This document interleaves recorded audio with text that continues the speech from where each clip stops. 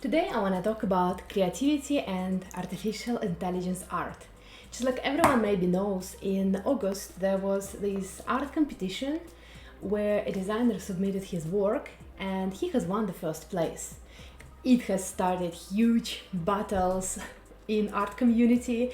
Many people were appalled that this designer created his work using artificial intelligence and he's managed to win the first prize.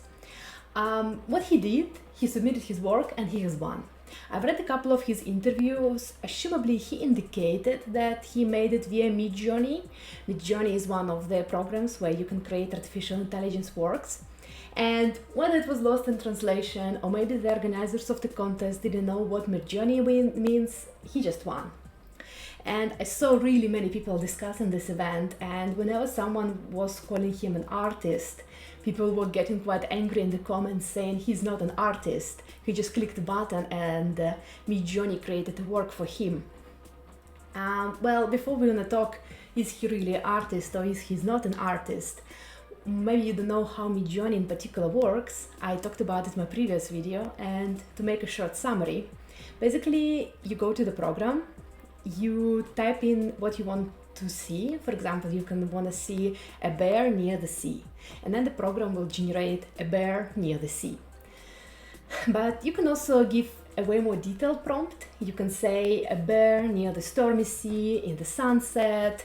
I want to see the light from the above. I want the bear looking three-quarter profile, and so on and so forth. So the more detailed you give the prompt, the more detailed the picture will be. And after Midjounrey in particular, you create 4 pictures. You can either request to generate next 4 pictures using the same prompt, or you can just click on one of them that you like the most, and you can ask Midjounrey to tweak or improve only this particular one picture. So basically how it works, you type it in, and if you don't like your result, there is opportunity for you to recreate the picture one more time. So to sum up, it's not just one button. The creator of this AI art had to click his button at least a couple of times. I also read in one of his interviews, he said it actually took him around 80 hours to create this work. AI is not going anywhere. And actually, if you think about it, we use Photoshop these days, and Photoshop already uses a lot of predictive features in it. Like I recently wanted to update my vacation photos, and Photoshop provides a very easy fill-in picture feature. You can select a person and click predictive fill-in, and everything that you don't like will be filled in with Photoshop.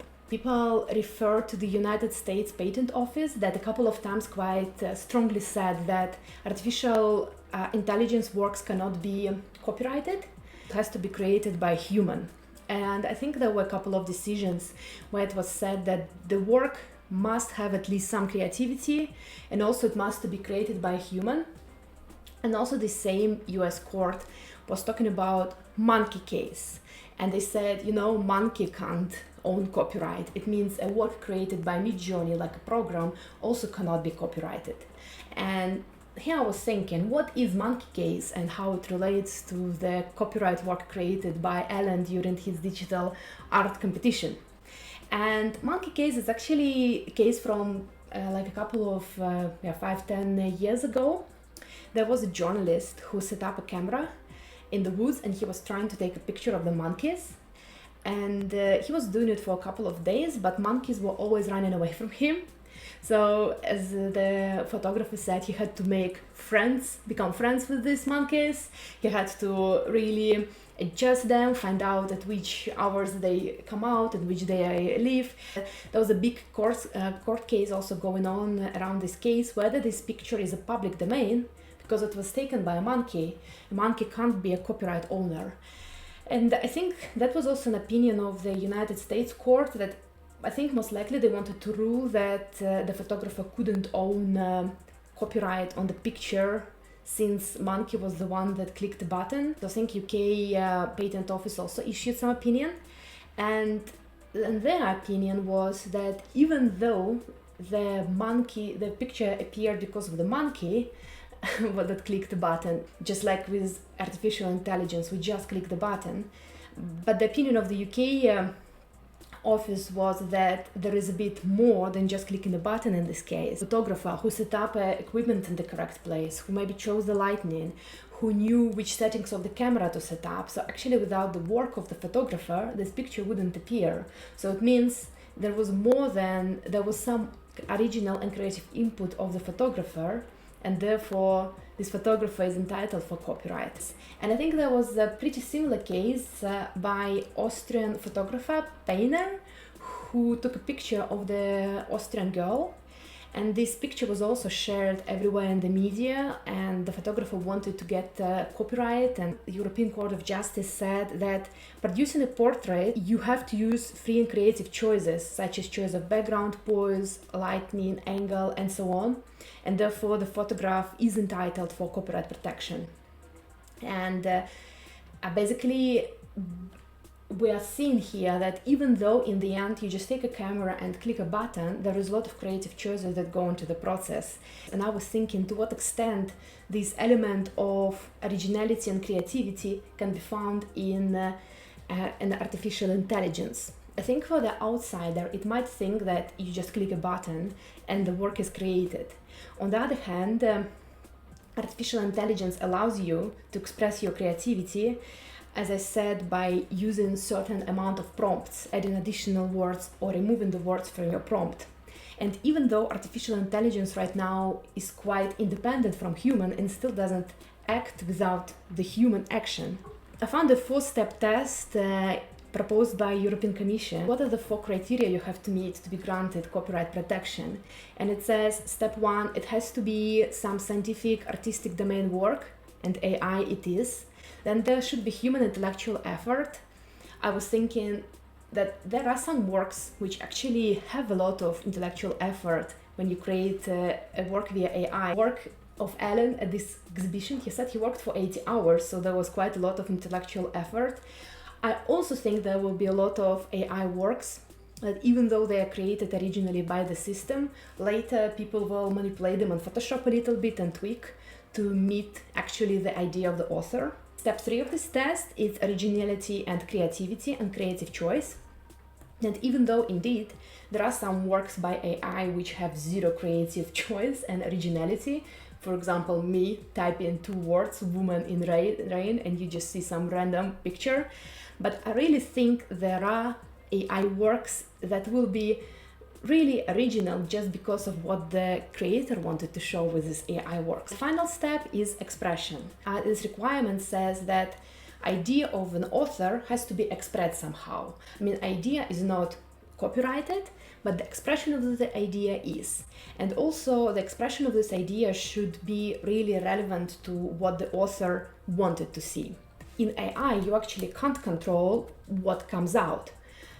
But yet again, so you can't very often with the real art, traditional art. Let's remember Bob Ross' little incidents, happy little accidents. I would imagine that if this Alan, who participated in the competition, if he first generated some prompt and he didn't like it, he would delete it and he would try again until the final result meets his idea. Therefore, if I think about artist and AI and whether the artist can be called an artist and can AI art be granted copyright protection, I actually think it can be. I'm very curious to see about the future court practice, and maybe there will be some threshold of how creative you should be. And I think the final thought I would share is, in the end of the day, Midjounrey or DALL-E or whatever program you use, it's just a tool, same as Photoshop. So Photoshop is not creating work for me, but also not everything I create in Photoshop will be a real work of copyright. I can just open a Photoshop, draw a little circle using the rectangle tool or circle tool, and yeah, it will be not creative and it will not be original and it will not meet any of the thresholds of creativity. Same, I think, we will look at AI. I think there will be some AI works which are way too basic, basic, and they will not be copyrighted, but there will be some copyrighted works that meet this threshold of originality. Maybe the requirement will be that prompt has to be detailed enough, or maybe some extra Photoshop touch. I don't know. If I go back to Alan and to his win in the exhibition, is he an artist or not, and is his work really copyrighted his own creative expression or not? I'll answer as a lawyer, it depends. If he used the prompt long enough and he really had this idea in mind and he used Midjourney to express his thought, moreover, if he maybe joined a couple of AI outputs together, then I think we're talking about a real artistic expression and we're talking about AI. So yeah, to cut this story short, I think AI work might be subject to copyright, and also, if we just go away from law, I think AI work might really be artistic expression, and I do think there will be AI artists who can call themselves artists, because I think AI art is a bit more than just clicking a button. That's my thoughts, and I'll see how it develops, and I'll let you know if I have more thoughts in the future.